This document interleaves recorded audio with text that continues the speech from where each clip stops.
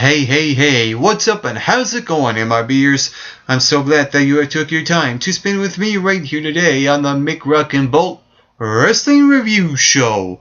I'm your co-host, Mike McRuck Wilson, and right now I'm going to give you my review and results of last night's episode of NXT, which hailed from the Full Sail University in Orlando, Florida.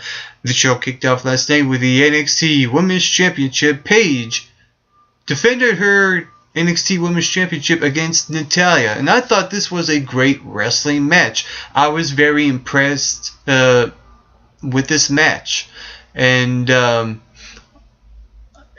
a few things throughout that match I liked as well.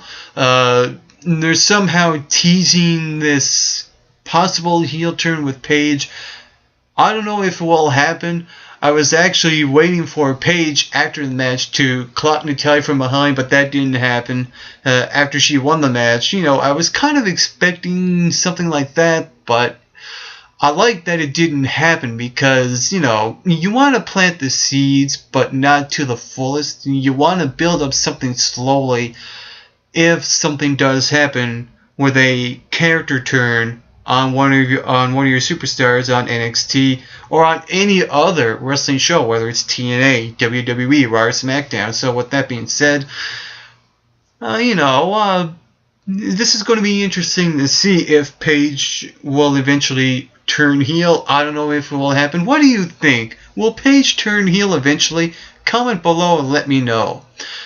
And with that out of the way, like I said, this was a great wrestling match. And going back to those little things of Paige possibly turning heel, I like how Paige was trash-talking Natalya when she had her leg up, a little bit of a rookie mistake, but still, it's a good, sometimes it's a good sign for a possible character turn on NXT on one of your divas, no matter who it is. I like when Charlotte turned on Bayley. That came out of nowhere. That was well executed. So I like how they're building up the champion slowly, bit by bit, to see what will happen in the future when it comes to her character development. That's going to be interesting to see. And I also like that the idea of Natalya coming down on NXT to help out the divas of the future in hopes to get on Raw and SmackDown. So it really wouldn't make sense for Natalya to win the NXT Women's Championship because that would be a step back for her career, because she is a established superstar on Raw and SmackDown. She should go for the championship that's on that show instead of the show that is the show that's developing the talent. So I like how the way they booked this match for Paige to go over Natalya. And like I said, I like the superstars that Paige is facing. It really helps her career. And this also helped Natalya's career as well, because she's jobbing to other divas that are on NXT. And on Raw SmackDown, she really should hold the Divas Championship. Even though AJ Lee is the face of the Divas division, Natalya should be up there in contention with AJ Lee, even though that's another show for another time. Let's focus on NXT. Continuing on the show, we saw Antonio Cesaro backstage. He had a few words for William Regal and Byron Saxton. And Leo Kruger comes in. He talks about how Antonio Cesaro brought something out of Leo Kruger in their match that happened a few weeks ago.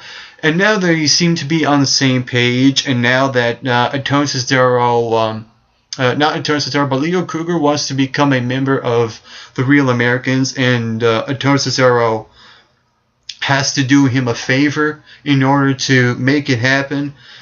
So, you kind of see him whispering to Leo Kruger, even though he's not saying anything. But you kind of get the idea when Leo Kruger said Sami Zayn over and over and over. So this is going to lead to something good, not just for Leo Kruger, but for Sami Zayn as well. And I will also get to him later on this review.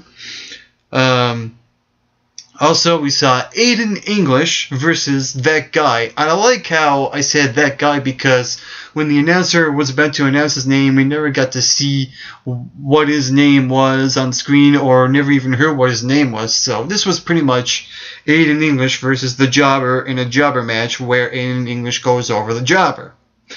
And the only drawback that came out of this match is that I think it's time that we see Aiden English compete in matches where we get to see more of him.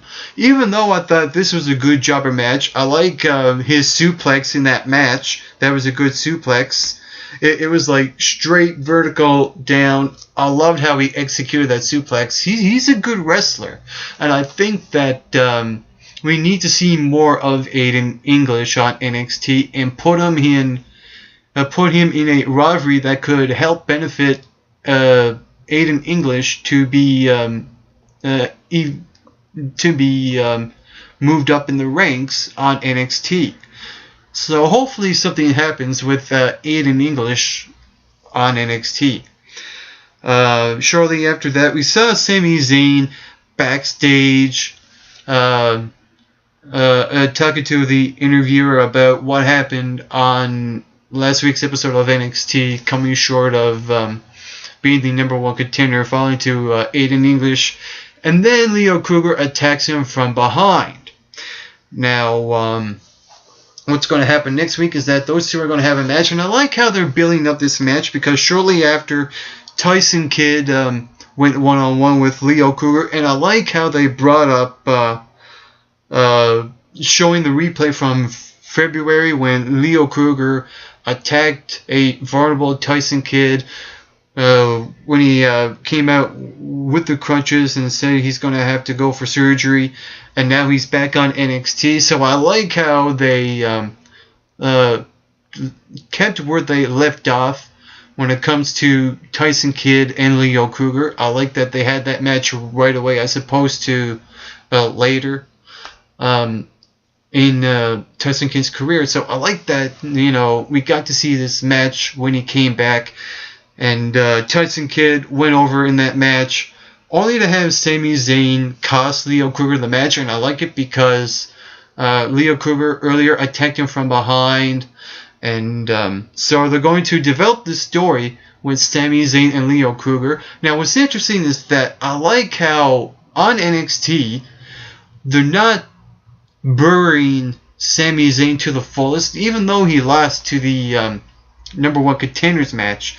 They're not fully burying Sami Zayn because he goes over with the fans very well on NXT, and to keep that momentum going, put him in a good rivalry with another good NXT superstar, and really who better than Leo Kruger? He's a smash mouth brawler kind of wrestler, and when a high flyer meshes with a brawler that can get you at anywhere in no time at all, those two styles actually mesh well when it's done right. So I love to see good things coming out of this rivalry that benefits both Leo Kruger and Sami Zayn, in hopes to go up on Raw and SmackDown sometime in the near future.